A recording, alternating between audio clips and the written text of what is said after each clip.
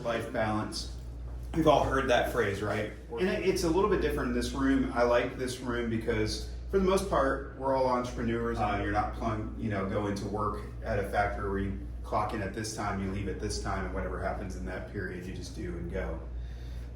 None of us in the room have that.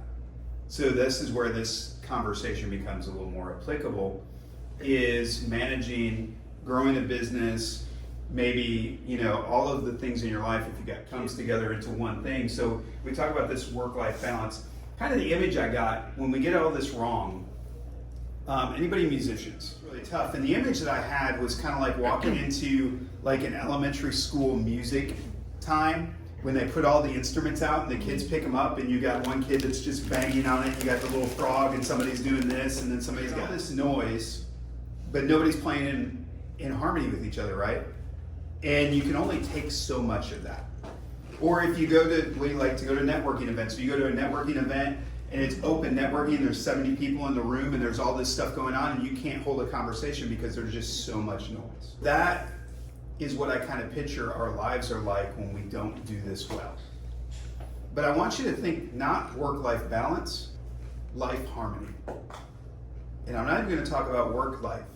I'm going to talk about life harmony. Actually, the best way to illustrate this, whether you like Simon Sinek or not, I came across this and it was really good. So I am uncomfortable with this concept of work-life balance. Because balance is achieved with two opposing forces. And why should work and life be in opposition, right? And I don't think if you don't have work-life balance, if you're struggling to find work-life balance, no amount of yoga will fix that, right? Taking off an extra week of vacation, and by the way, vacation means you're not working on the beach. That's just telecommuting from a beach. And what I mean by that is they're not necessarily confined by hours in a day, but rather where I choose to give effort. So for example, if it's 4 o'clock in the afternoon, technically part of the workday, and you're hankering for a run because it's a day like this, you go for a run. Just like I can't decide when I have an idea, sometimes it's on Saturday and sometimes it's in the evening, I also can't decide when I need a break. Sometimes it's something I feel, not something I plan for. It's imperfect, sometimes responsibility takes precedence, but we've gotten really good in our little company that if somebody wants to take an afternoon to be with their kids, they put in their calendar, with my kids. You wake up in the morning, you just don't want to come to work. You're totally healthy, or it's a beautiful day and I just would rather go to the beach. So you'd call up and leave a message at 8 o'clock in the morning or 7 o'clock in the morning and be like, hey, I'm taking a duvet day, I'll see you tomorrow. People are doing that anyway. It's called, hey, I think I have a 24-hour bug. I'm not going to be at work today, and they go to the beach. So just call it out. Schedule time at the gym in the middle of the day if that's when you like working out.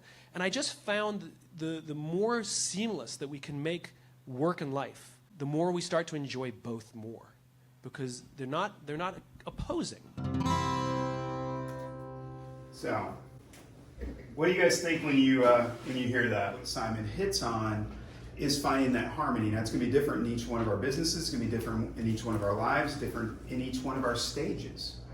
I like the harmony. I like what he said about balance because balance is opposing forces. So that means that the things I want to do that bring me joy, the things I want to do, that they're an opposing force to my work. And in some ways they can be if you look at it that way. And the reason I said this room works, because no, I'm not solving the 9 to 5. Wherever you're going is finding that harmony in your life, where you're at in that moment, to make sure that you're living the best that you can. So we need to build in those rhythms in our lives that replenish us. Do you understand my example now of the music side, where if there's all this noise going on, there's phones, there's emails, there's all this stuff that's crashing into our lives, emergencies with our kids, we've got a bill that has to be paid, we have all this stuff that's bombarding us all the time. It's a lot of noise. Have you ever heard the phrase tyranny of the urgent? There's a book about it. I have not. It's about that phone call and you feel like that email that comes in, you feel like you have to answer it or respond to it immediately. Yeah. It's called the tyranny of the urgent. Not everything is urgent. I've got 4 client emails today. I answered the ones that I needed to before this, and I'll get to the other ones later. I might just shoot a response, hey, I'll be with you in a little bit, or I'll have you an answer by tomorrow. Yeah. but there is that tyranny of the urgent. And this is the thing for entrepreneurs. We have that, especially when you're growing something that's new and you're starting things out. Man, you just want to take anything that will pay you.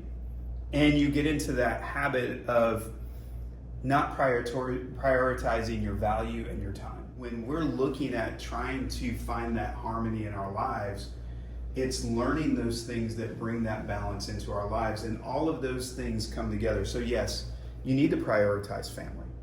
If you're married, you need to make sure that you're taking care of, kids, spouse, making sure you're doing the things that you need to be diligent at home. If you're fortunate enough to be able to afford to, maybe it's hiring somebody to do your lawn so that you can have time to spend with your kids. We're never going to get it perfect. I love that Simon said that, hey, it's not a perfect system. We're never going to get those things perfect. But finding those rhythms in your life that feed into your productivity, that feed into the culture of who you are. So are you prioritizing eating? I love that we had Dr. Red last month just kind of talking about even water, all those kind of things. Those things feed into, if we're caring for those little things in our lives, if we're making our health a priority, if we're making our family a priority, if in our work life we're setting up what are those things that are priorities, those things that we know that, hey, yeah, this is a dumpster fire that I need to take care of right now, but this is something that could wait till tomorrow. And learning how to prioritize those things and those time. And yes, as the business owner and as the one that's starting it, there is more, and there's seasons where you will have, and that was one of the things I was going to talk about. There are seasons in our lives where it's going to be harder than others. Just like there's seasons in a year, there are going to be times where, yeah, you're going to stretch it a little bit more. Get some people in your life to help you sort out what's important and what's not. That's why mentorship, talking to other business owners, talking to other people in your space, learning their rhythms that help them to get to that place will help you avoid getting to that place where you're burning out. You never know when that phone call is going to come in. It's going to cause you to jump into action because you have to take care of something. That's where flexibility comes in. And learning those limits and learning those things. What has really worked is looking at my calendar and going, okay, these are the things that I need to get done this week. This is what I have to do to accomplish that. And then building in flexibility in my calendar in case something goes wrong or in case I need to shift. And from a business standpoint, if it's bumping somebody else, communicating like, hey, I'm taking care of this. It's going to take me a day longer to get to what I'm doing for you, but I wanted you to be aware of that. And taking some of that pressure off of yourself to always perform in that way, to always go at that level.